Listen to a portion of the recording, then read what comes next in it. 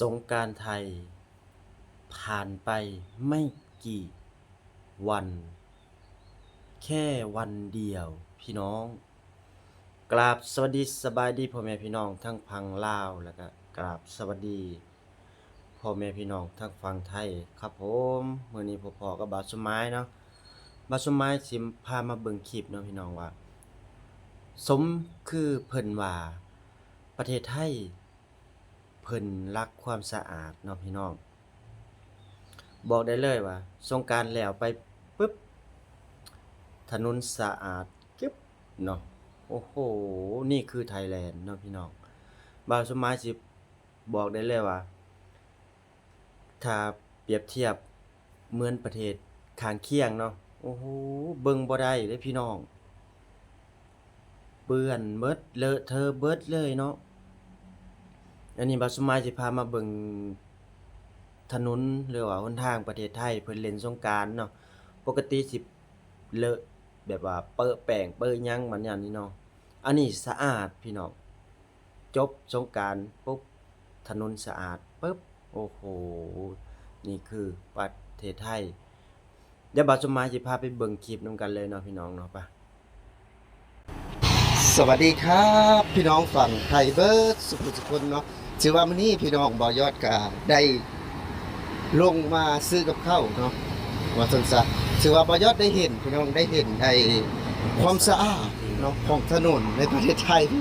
เมื่อวานเนี่ยเพิ่นเล่นสงกรานต์นี่เต็มพี่น้องคนอยู่นี่เนาะบ่ยอดก็ได้มาส่งน้ำแข็งเพราะว่ามื้อนี้บ่ยอดก็แน่นอนเจ็บเท้าเนาะบ่ยอดบ่ได้น้ำแข็งคัดเท้าเอาซั่นซะพี่น้องถือว่าพักครึ่งมื้อเนาะเดี๋ยวตอนเย็นก็ตอนบ่ายก็จะไปทำงานคือเก่าตอนนี้ลงมาซื้อข้าวเห็นถนนงามขนาดพี่น้องเนาะนี่คือถนนที่เพิ่นเล่นสงกรานต์เมื่อวานนี่คนเต็มเลยพี่น้องนี่คือซอยสามัคคีเนาะถนนสามัคคีซึ่งว่าเมื่อวานเนี่ยคนเต็มเลยพี่น้องนี่นะบัวส่งพักทางนี่คนจะเต็มเลยพี่น้องแบบว่ามันก็จะมีเศษขยะเศษอาหารอย่างต่างๆแต่พอตื่นเช้ามาพี่น้อง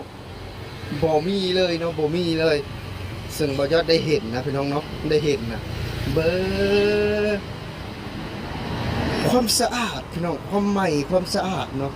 ซึ่งว่าแตกต่างจากตอนการเล่นมากๆเลยนะพี่น้องเนาะนี่แหละคือความเอาใจใส่พี่น้องเนาะความเอาใจใส่ของคนไทยพี่น้องเขาเห็นแล้วว่าสะอาดมากๆเนาะนี่คือถนนพี่น้องถนนที่เพื่อนเล่นสงกรานต์เนาะสงกรานต์เมื่อวานนี่นะแต่ว่าพอตื่นเช้ามาเนี่ยพี่น้องโบมีเลยเนาะพี่น้องเนาะโบมีแม้กระทั่งเศษเนาะพี่น้องเนาะโบมีแม้กระทั่งใส่เศษใบไม้นะนี่เลยพี่น้องสะอาดมากๆเนาะพี่น้องเนาะซึ่งว่าบ่ยอดได้เห็นนะครับแบบว่าอดใจเนาะถ่ายให้พี่น้องเบิ่งบ่ได้พี่น้องนี่คือความแตกต่างเนาะนี่คือความแตกต่างของเพื่อนบ้านกับประเทศไทยพี่น้องซึ่งเพื่อนบ้านนี่เศษสิ่งของที่กินหรือว่าเศษถุงพลาสติกเราจะเต็มแต่ว่าในทางประเทศไทยพี่น้องสะอาดมากๆเนาะสะอาดมากๆซึ่งเห็นแล้วมีความแตกต่างจากเพื่อนบ้านมากๆนี่บ่ยอดบ่ได้อวยนะแต่ว่าบ่ยอดถ่ายให้เห็นกับตาพี่น้องต้นฟุตบาทเนาะฟุตบาทหรือว่าถนนมีความใหม่ความงามแบบนี้เลยเนาะบ่ยอดแบบว่าบ่ได้ตัวนะพี่น้องเนาะแบบบ่ได้ตัวนี่บ่ยอดแค่จะถ่ายให้แบบเรียวๆเลยถ่ายแล้วก็ลงให้พี่น้องได้เบิ่งกันเลยเนาะนี่คือประเทศไทยพี่น้องเนาะบ่ยอดแบบว่าเห็นแล้วก็ดีอีกอย่างหนึ่งที่บ่ยอดแบบว่าบ่ได้เห็นเนาะในบ้านบ่ยอดพี่น้องและรถสายทางก็จะเยอะมากๆพี่น้องเนาะรถสายทางก็จะเยอะมากๆไปแล้วพี่น้องไปแล้วเนาะนี่คือถนนในประเทศไทยพี่น้องถนนในประเทศไทยนะนี่พี่น้องความสะอาดเนาะสะอาดมากๆเลยพี่น้องซึ่งว่าบ่ยอดก็จะข้ามไปซื้อนะในร้านขายกับข้าวเนาะขายหมูปิ้งเนาะพี่น้องเนาะเพราะว่าหิวข้าวแล้วสวยสายแล้วพี่น้องตอนนี้ก็ประมาณ8 โมงแล้วเนาะเบิ่งพี่น้องเบิ่งความงามของถนนเบิ่งความงามโอ้พี่น้องเนาะนี่ก็เป็นอีกอย่างหนึ่งนะที่แบบว่าเป็นเอกลักษณ์ของความเป็นไทยเลยพี่น้อง ราะว่าตอนเช้านี่เพิ่นก็ยังบ่ทันได้ออกมาเล่นสงกรานต์กันเนาะพี่น้องเนาะช่วง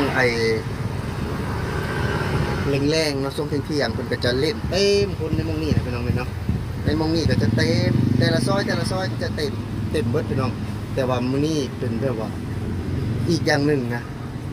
ที่แบบว่าบ่ยอดเห็นและแปลกตาเนาะแปลกตาสะอาดถนนสะอาดมากๆพี่น้องทั้งที่เมื่อวานนี่เนาะเล่นสงกรานต์เต็มหมดเนาะคนเล่นสงกรานต์แต่ว่าพอมื้อนี้นะสุดยอดมากๆพี่น้องเนาะสุดยอดมากๆสุดยอดมากๆในความสะอาดเนาะความสะอาดของถนนเนาะรถสายทางจะมีตลอดรถสายทางจะมีตลอดสุดยอดมากๆเลยพี่น้องนี่คือความสะอาดนะพี่น้องความสะอาดของถนนพี่น้องซึ่งว่ามื้อวานเนี่ยคนลิ้นเต็มเลยรถติดมากๆนะพี่น้องน้ำมือแรกมือที่สองนี่จะเป็นอีกมือหนึ่งที่แบบว่ารถติดเนาะจะเป็นอีกมือหนึ่ง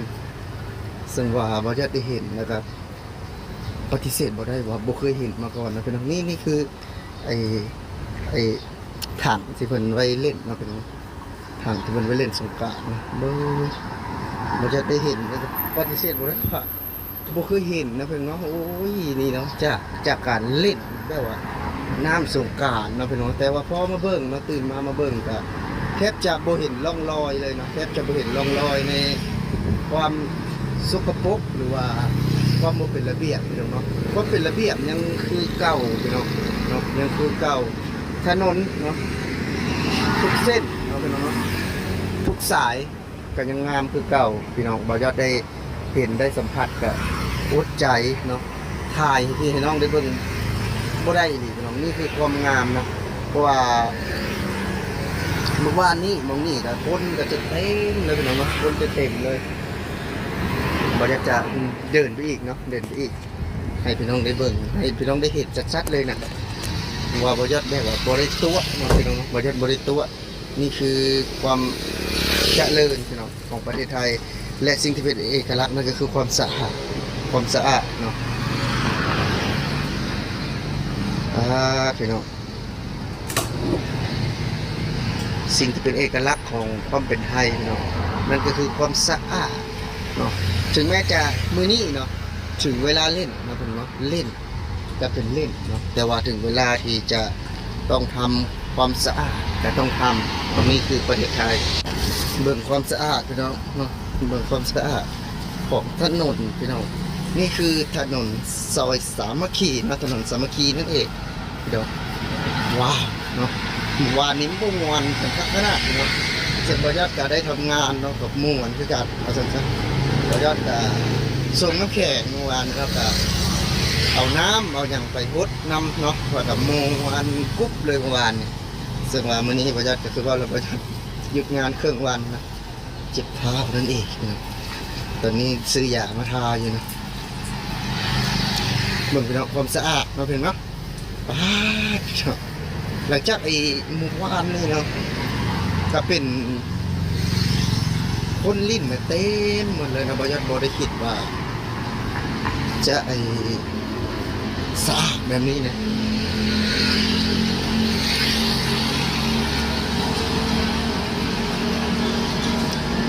แต่พอไอ้ตื่นมาพี่น้องมาเบิ่งเนาะแทบจะบ่มีอย่างเกิดขึ้นคือบ่ได้ลิ้นสงครามคือบ่ได้ลิ้นเนาะความเป็นเอกลักษณ์เนาะพี่น้องเนาะไทยพี่น้องนี่แหละประเทศไทยลิ้นสงกรานต์นี่เต็มเลยพี่น้องปีนี้เนาะ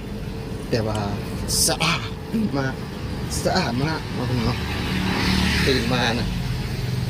จะเป็นอีกเป็นซัพพลายเวอร์เลยเนาะประเทศไทยเฮ็ดเป็นว่าเป็นเอกลักษณ์นั่นคือความสะอาดพี่น้องดูเสื้ออย่างนี้เห็นไหมพี่น้องเป็นปิดร้านเป็นมดเนาะปิดร้านเป็นมดเพราะว่าเล่นสงกรานต์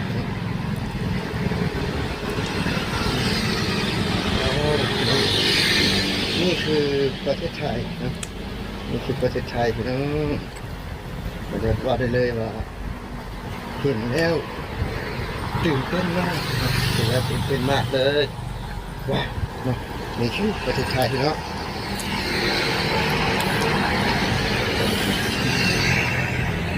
บรรยากาศซื้อกับข้าวแล้วนะพี่น้องอยากซื้อกับข้าวแต่จะมีหมูปิ้งแล้วก็ ไอ้ห่อมกเนาะซื้อไปกินมันจะเป็นคนกินหลายเนาะข้าวเหนียวก็4ห่อเนาะเป็นคนกินหลาย